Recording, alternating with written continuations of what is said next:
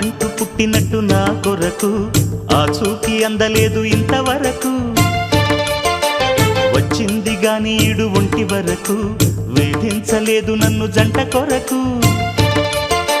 చూశాక ఒక్కసారి ఇంత వెలుగు నా వంక రాను అంది కంటి కునుకు.